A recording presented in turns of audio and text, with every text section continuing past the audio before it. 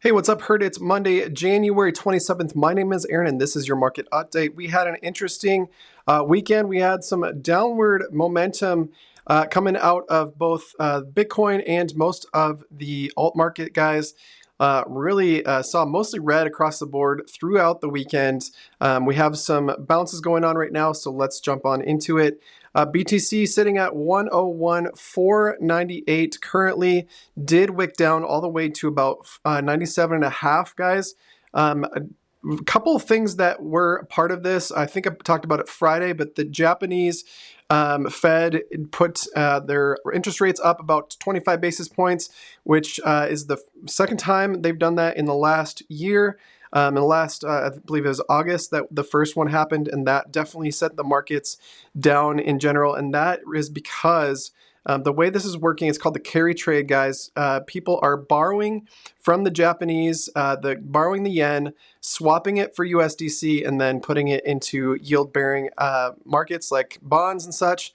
And since the interest rate is coming up there, we're seeing less liquidity around the world. And so this is affecting especially risk on assets like crypto and technology. In fact, another thing that we had go on in the traditional stock markets is there was a massive Chinese competitor to ChatGPT, and they were claiming that they could recreate ChatGPT for a fraction of a price. I believe Chat has spent like 17 billion on not only research but infrastructure, and this new Chinese version was they only spent like $900,000 on it or something, or 900 million, something crazy, like a factor of 1 to 17 on that. And that was an impressive feat, but it also shortly today, the market realized that it was really just going to be limited to China.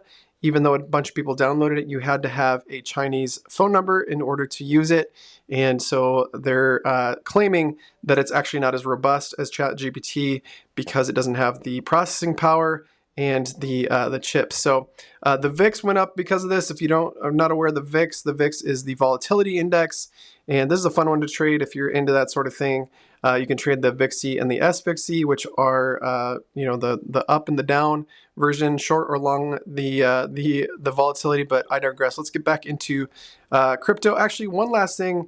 I do want to mention that the DXY is actually falling, and this is the dollar index, guys. And this is huge because anytime the DXY starts falling, we typically see crypto do very well.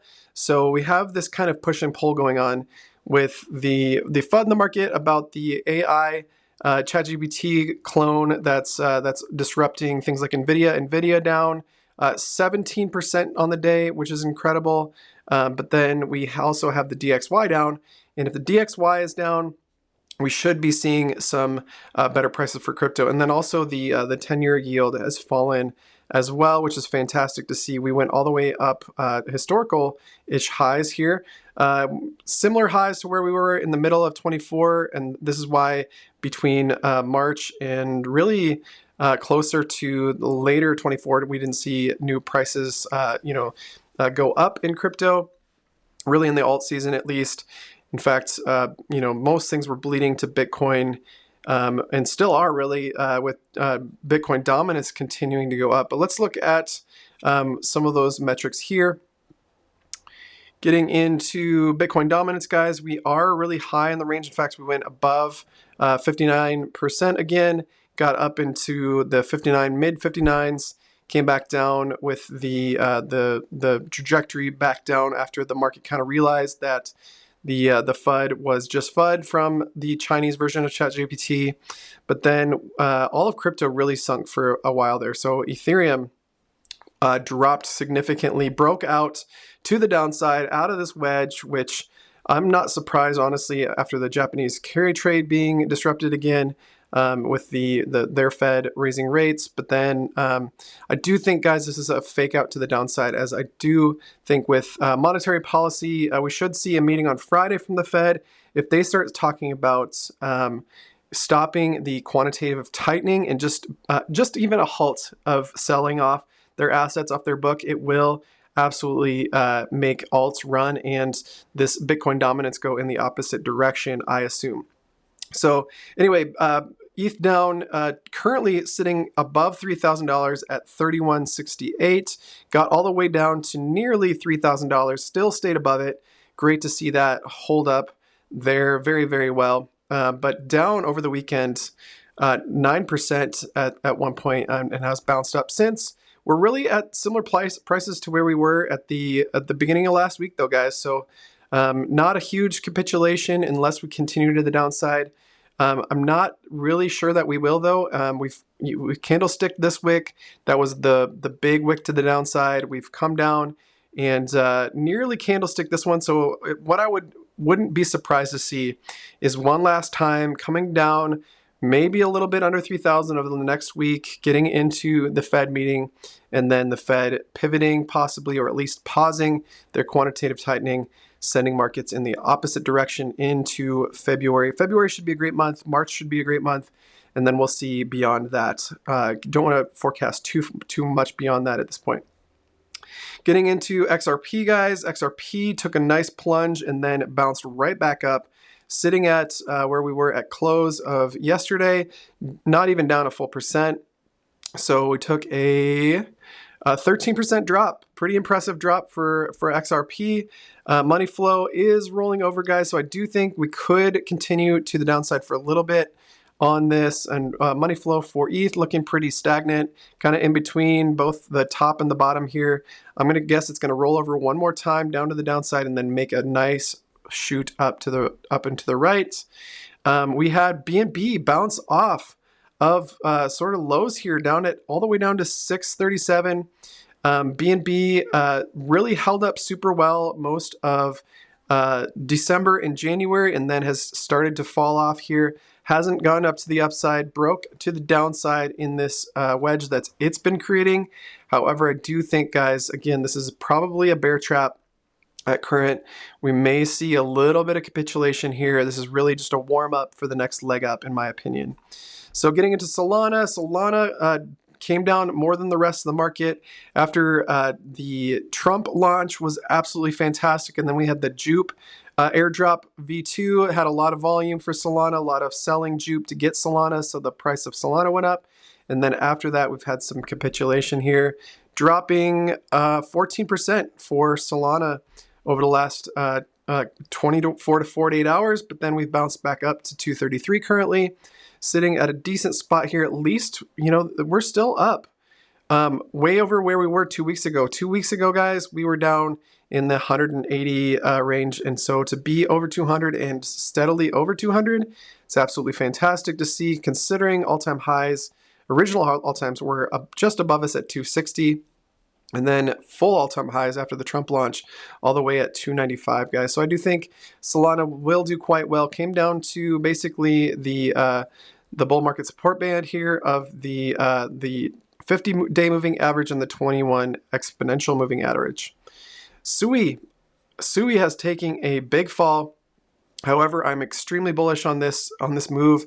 I do think we could possibly come back down to maybe 370, maybe even back to 350. We did wick all the way down to 350. So from the tops, guys, $5.38 was the new all-time high that we set just a couple of weeks ago, and we were down 34.5% from there. Wicked all the way down that far. So really, if you caught some of these lows down here at about $3.50, congratulations for getting in on that. And I do think, guys, that we could capitulate again for the next, maybe the rest of the week here, the next 5 days. Come down again to 370 to about 350. Maybe if we get any more FUD, we come down as far as 330. I don't see us getting any lower than possibly like 318, and maybe as low as $3. $3 would be an insane grab for us, as we've already been up over $5, and we really want to get back to the upside. So I think what investors are looking for, guys, is a nice capitulation off of this, at least a 50% capitulation. So what does that look like? Well, let's take the Fibonacci extension here.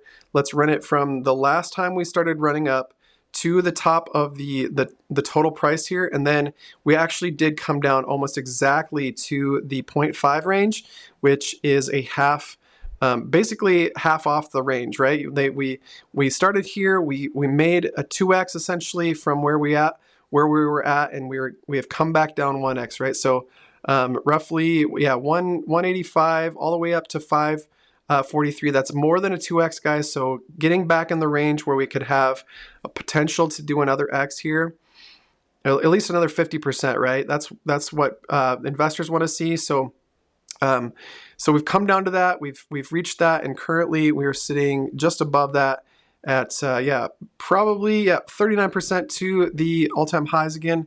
So wouldn't be surprised if we got back into this area of price range of about 350, 355, and which would be a 50% to the upside from here. And then when we start making new highs, guys, I do think it's possible to get above $9 in SWE by the end of the year. So look out for that. I do think even we could do this. I mean, really, if you extend these trend lines here, I think we could be in the neighborhood of $8 possibly by the end of March. So we'll see what happens there. And last but not least, let's look at the elephant money ecosystem. Trunk is down under 10 cents, guys. It's a steal right now. And then we have elephants looking just like BNB as we have been for a while.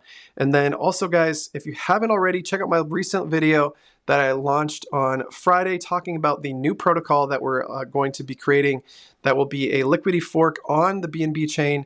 A soft liquidity fork, meaning that we're going to have a basically a almost one-for-one fork, guys. Some of those fees that we'll get from the lending market is going to go to the new coin that's going to be launching, and then it sounds like the treasury is going to hold a good amount of that, stake those, and then that will the staked rewards will then go to the NFT holders, which will be a great support for that part of the ecosystem. So with that, like, subscribe, hit the notification bell for more content just like this. We'll be back again on Wednesday, guys. Hang in there through these lows. Try to catch some wicks if you have some cash on the side, but try not to catch any falling knives. Have a great day. God bless.